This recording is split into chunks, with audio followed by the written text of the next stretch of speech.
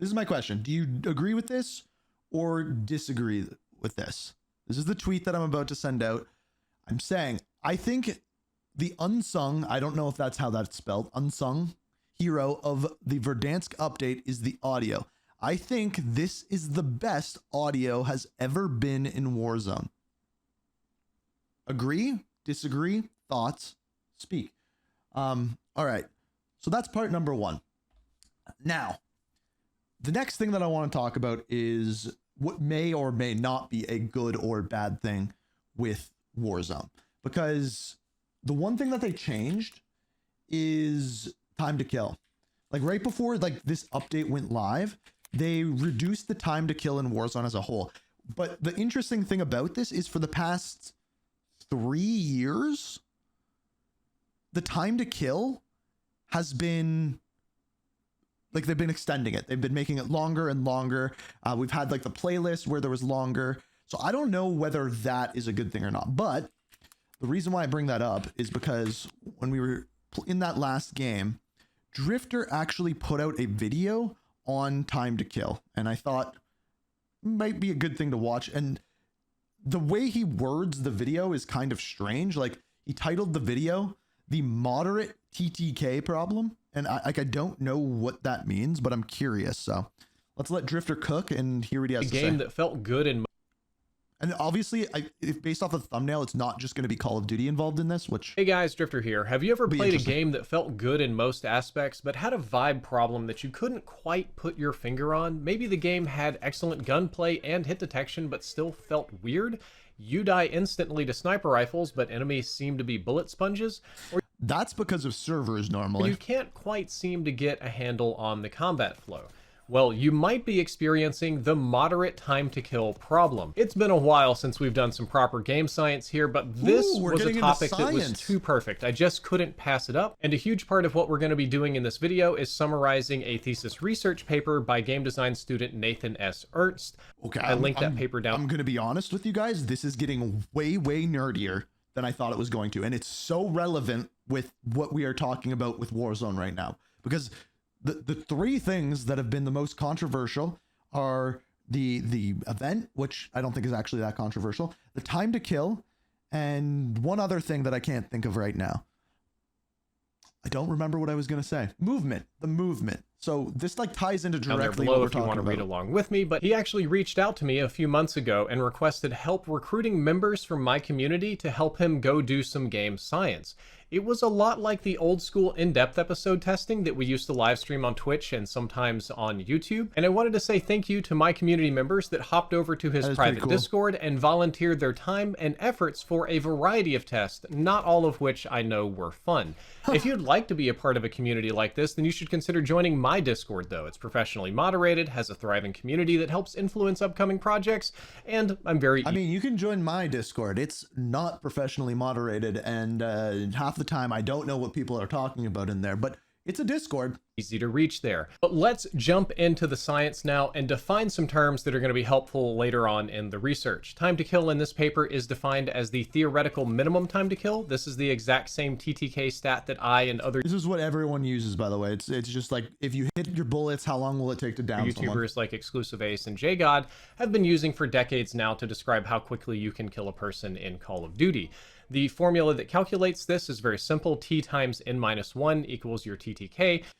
That is way too complex. I hope he simplifies that. If he doesn't, I will. Whereas T is the time between shots, typically measured in frames or milliseconds, and N is the number of shots to kill. We do N...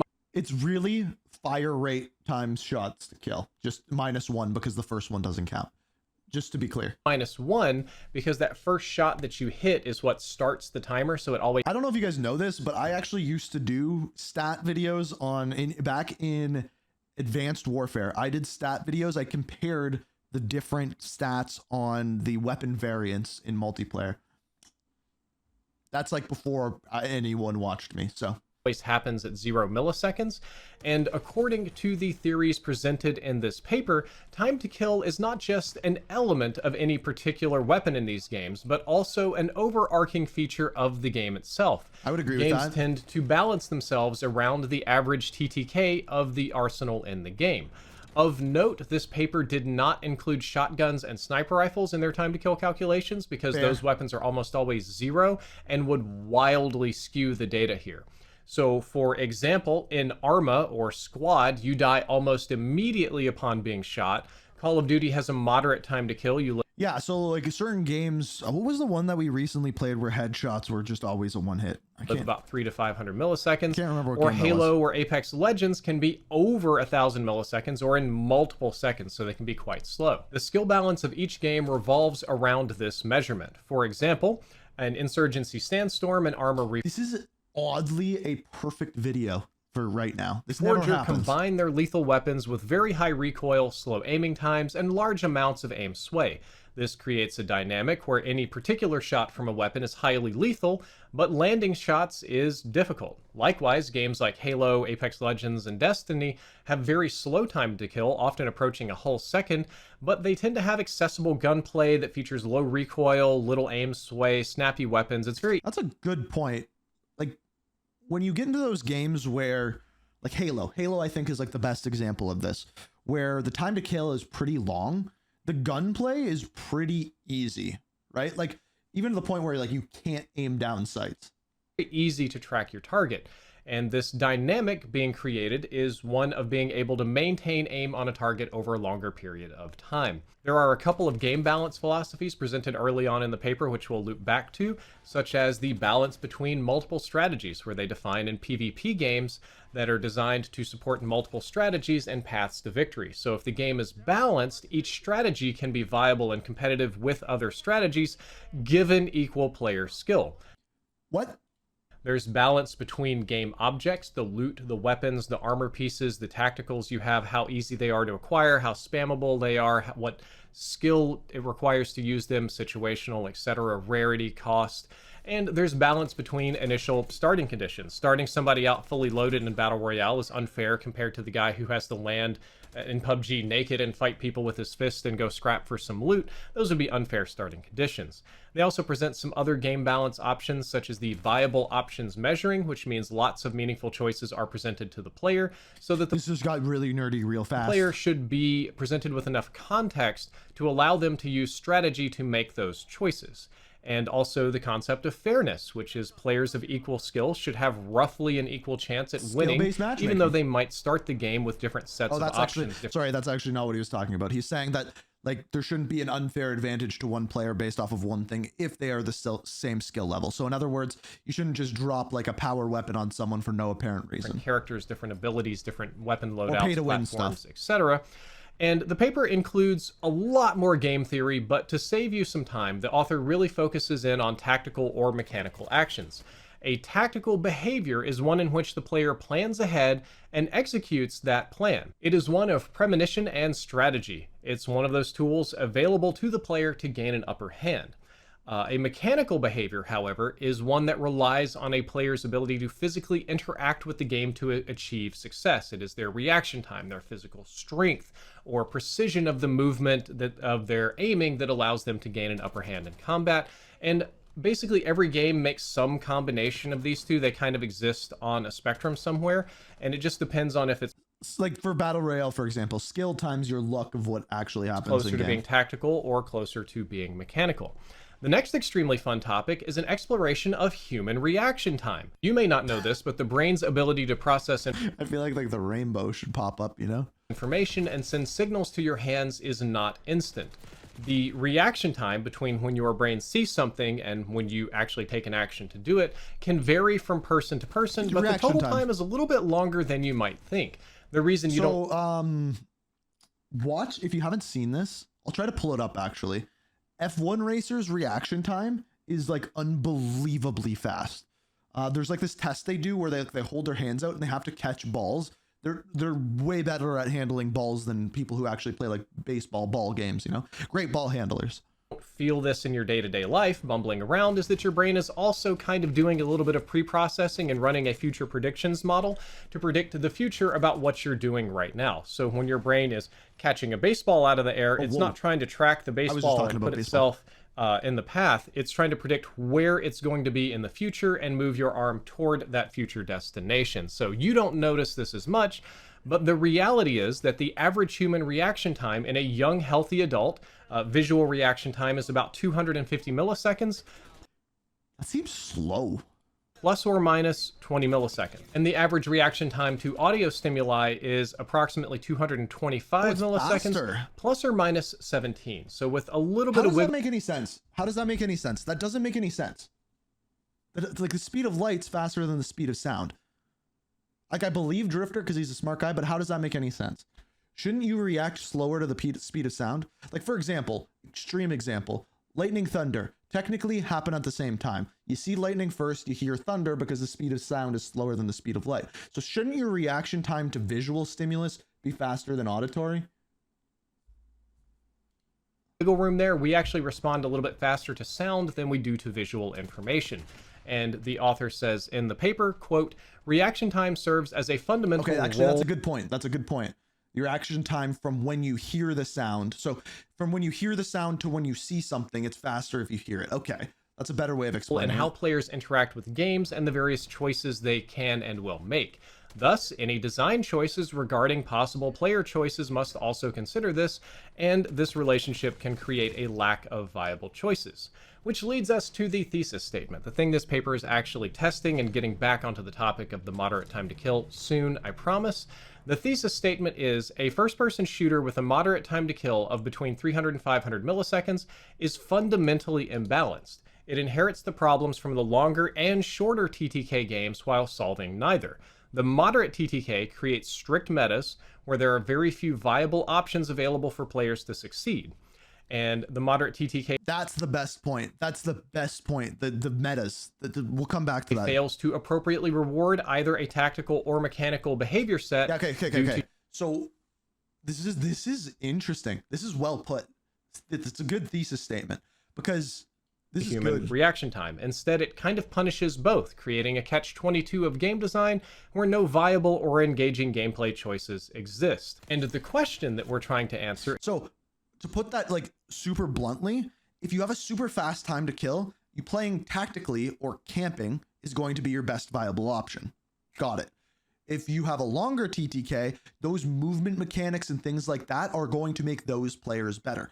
So either playing tactically or mechanically is good for each of those two things. So longer time to kill mechanically, shorter time to kill tactically. Middle, you can do both, but it creates a problem. But you could also argue that it's more balanced because of that. In this entire thesis is if player behavior changes between games that have different times to kill. Like, will my behavior as a player change when I'm playing a fast TTK game versus a slow TTK It would game? for me. And that was the crux of the research conducted for this thesis. The next part of the paper is very long, very large. It goes on for a long time, studying actual game time to kills in games that support different ranges of TTK. And there's some fascinating graphs about the TTKs across genres. There's some fascinating graphs about the time to kills across games like Call of Duty. In this one in particular, you can see that the Yeah, Black Ops 4 is the longest. We know that. So Black Ops games traditionally longer. Black Ops. World at War, I didn't think was that long. But like then you have Black Ops 1 and 2, which are a little slower, and then they got crazy. And then it's always Infinity Ward games that are slower. So the green ones, right? Always they are faster. So they like the more tactical mil-simi style gameplay, but you're also in an arcade shooter. So again, the time to kill in Call of Duty games has gradually been increasing over time, and you can take a look at the Battlefield franchise as well. And now time for the testing. How did the science occur? The paper's author requested 10 players play a total of 5 games together. These were games that were already released, such as Black Ops Cold War and Overwatch. The author points out that the different FPS games vary wildly in their time to kill, with Cold War being faster time to kill, and Overwatch being considerably slower time to kill. They played some normal games in the first set of data, then played games with faster time to kill. Like, we went into the game settings, like into your custom games. We changed the player health to radically change the time to kill. They played some with faster time to kill, like hardcore mode. And then they played some with a massively increased time to kill to give a slow time to kill. So kind of like what we would call heavy mode or extra, where you have like 500, Call of 600 Duty health never and really does multiplayer that. stuff like that. So we have normal, fast, and slow time to kill games. After this, the author moves on to collecting data about player actions and separates them into tactical and mechanical categories. For example, this particular chart defines the tactical actions of each game, and skimming through, you can see that it heavily favors planning ahead. Tactical actions include pre-aiming a corner, holding a piece of... So, by definition, like if we take this exact study and apply it to Warzone, right? Like that's what we brought up at the beginning of this, was TTK in Warzone. Them speeding up the TTK would therefore make how you play more tactical. And that is, we know, without a doubt, that is what they were going for. They wanted your life to feel more important. That's why there's less armor. That's why there's less money. That's why the map is designed the way that it is. They wanted more tactical play. But I think it does cause problems, especially in like single player modes, where you're walking and you're in single player and you have no one around you to revive you and you just get sniped, one bullet, you're dead, game over. Then maybe you have to play too tactically, right? So it's that balance that's cover, tough. taking a power position, I'm curious what he swapping has to back say to a about like tactical the weapon, mid-range though. or healing an ally or using certain abilities in Overwatch. The next chart is a similar list of mechanical actions. You can see that mechanical actions include jump shotting, sliding, sticking an enemy with a Simtex, or use of almost anything lethal. Certain special abilities in Overwatch also trigger this, and all of these actions were actually logged and analyzed. Now, this is the insane part. So this man had recordings of all these different people's perspectives across all these different games and went through frame by frame counting instances of tactical or mechanical behavior, truly like an old school in-depth episode where you're counting frames until your brain melts. So God bless you for that one. I know it wasn't fun. But all of the actions were logged and set for analysis. They were analyzed in ratios between each other, so tactical actions per mechanical actions, and then the mean of those across all of the people across all of the games. I'm going to tell you what they're going to find right now. I didn't even have to do the study. Faster time to kill, more tactical actions. Longer time to kill, more mechanical actions. In other words, like more abilities, more shit like that. And those, in and of itself, when you have games that are like when you have a game that is along the lines of like an Overwatch or anything of the sort, those games are going to be designed with more of those actions available to you. Whereas tactical games, like think Counter-Strike, I think that's a super good example. Fast time to kill, it's going to be more tactical. Where you go on the map, how you use the map, what you do with your team, things like that. Games to see if there was a change in total player behavior. And, well, there was. As it turns out, the changes in player behavior between different sets of TTK was dramatic, even if they were playing the same game. Yeah, see, in the shorter TTK sets, players greatly favored tactical actions, like planning ahead. Players would pre-aim corners more, pre-ADS, seek out power positions, and they would prep tactical equipment for use more frequently. In longer TTK games, players tended to play much more aggressively, and they also relied a lot more on their mechanical skills. They didn't pre-aim as much, but they jumped more often, they would push fights more often, and were generally much more active and mobile doing things during fights themselves. As a quote from the paper, some interesting elements of balance can be drawn from the testing. Notably, higher TTK leads to increased power of staying together as a team. Solo play is punished, and flanks are less effective. Shorter TTK was... That's the opposite of what I said about Warzone. Right? Because I said when you have a faster time to kill, it's better to play with teammates. I mean, that's for solos. I guess that's a very specific example. But what he's saying is longer time to kill, teammates stick together. Shorter time to kill, they spread apart. But I'm assuming that's because it's easier to kill more people as a solo at that point. Was the opposite, with a well-executed flank having a higher likelihood of success. Use of cover increased in shorter TTK games, as did the use of additional tools such as tactical or lethal equipment. Aggressive rushing was less likely to succeed with the slower TTK as well, so players often remarked upon this in the post-match surveys, and that the observations of the footage back this up. The key takeaways that can help the designers of multiplayer FPS games are that they should design their games around the behavior they want to reward in players for exhibiting, and punishing the behaviors they don't want players to engage in. However, some games attempt to have a have your cake and eat it too situation. Call of Duty. We can just say it. Call of Duty. They have this middle of time to kill where they try to be tactical and they try to be a looter, or not a looter shooter, like an arcade shooter at the same time. So like Black Ops 4 is kind of like a good example. I think Cold War is a better example than that. Black Ops 4 more so goes along the lines of like arcadey, but trying to strike right down the middle with moderate time to kill, which inherently creates imbalance due to certain unavoidable problems. So I think honestly, right now, the state of Warzone is more so here in this like 300 to 500 milliseconds. Finally, we're at the moderate TTK problem. It took forever to get here, but the science behind it is important. As the paper says in its summary section, I'm going to quote, "The crux of all the problems with moderate time to kill is one thing: human reaction time. Human reaction time creates problems with weapon balance, multi-person engagements, and interesting player choices. Since human reaction time is a factor that exists outside of the game and cannot be changed by developers, this creates balance problems that cannot be fixed, and instead, the moderate TTK must be avoided to avoid these problems. The author's recommendation is that developers keep this dynamic in mind when they're building their games. Once the developer knows what kind of game they want to build, then they need to scale that TTK to fit the game and the goal." Okay, so let's think about this from the other side, right? Like actually think about this from the other side. Why would Call of Duty put moderate time to kill? Why would they not lean too far to one side? And the answer is super simple, right? They want both audiences. Like there are tactical shooters, like people who like tactical shooters, and there's people that like arcade shooters.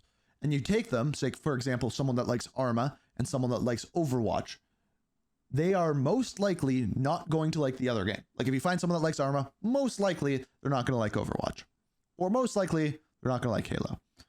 Call of Duty tries to fit in that middle ground so that they can get both audiences so more people can play the game. Plain and simple. Goals that they have for the players. If you're making a really smart, big brain tactical game, you actually should have a faster time to kill because those tactics aren't going to be relevant and players aren't going to engage in them in longer time to kill games. Similarly, if you're making a raw mechanical skill game like Halo or Apex Legends, for example, you want to have that longer time to kill because you want to have an opportunity for players to express their mechanics. I mean, it is true. Like Halo, like I think of Halo 3, like you really don't have to be tactical in that game. If you're good enough at Halo, you can just like go balls deep with a sniper rifle. Skill. If you make it too short, you're just getting picks and dying instantly, and the skill is how fast can I flick left or right like Counter-Strike, which is not what people want.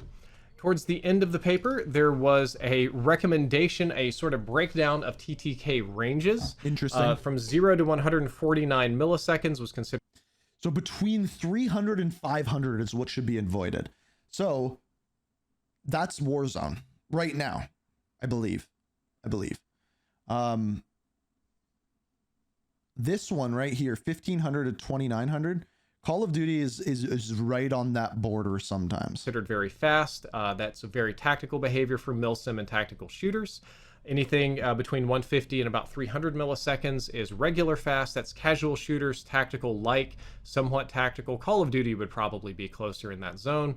And the 300 to 500 millisecond range is the moderate time to kill, which is neither tactical nor mechanical, and there are no recommended games for it.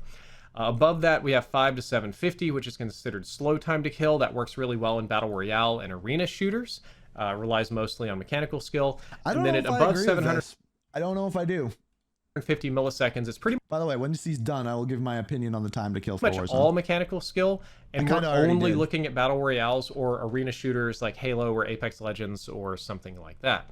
So the next time your game is feeling weird, when there's a vibes problem, ask yourself two questions. 1, does this game rely on tactical or mechanical skill? And 2, what is this game's time to kill? Because if the time to kill is very short, the game should lean on tactical skills like Counter-Strike. If the game is very long, the game should lean on mechanical skills like Apex Legends. If games try to be somewhere in the middle, then you should prepare yourself for the vibes to be kind of off because it's difficult to... Okay, so keep it simple. Keep it simple, stupid, right? So Warzone wise, we're not going to talk about like multiplayer because we've already talked about time to kill and multiplayer and everything like that. Think about this for a second. Warzone, what have they done with the time to kill? They've reduced it by about 1 bullet to kill in this update, which for some weapons is going to be like 100 milliseconds. For others, going to be more. For others, is going to be less. But let's say 100 milliseconds. So they've reduced the time to kill. Why would they do that?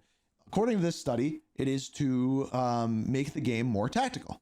All right, so we make the game more tactical by all of these reasons. That's clearly the design decision of this entire update. Clearly, it has done that.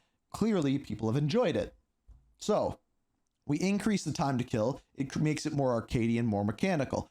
That is what they did in the past with Warzone, right? Like at the beginning of this video, I said in the past with Warzone, over the updates, they have added time to kill. They have made the time to kill longer. And when they did that, they added in more nades. They've added in more equipment. They've added in more things that you can do mechanically to make the game more mechanical over tactical. They have now gone back the other way, and that is clearly what the community wants, which tells us what they did with the time to kill was good.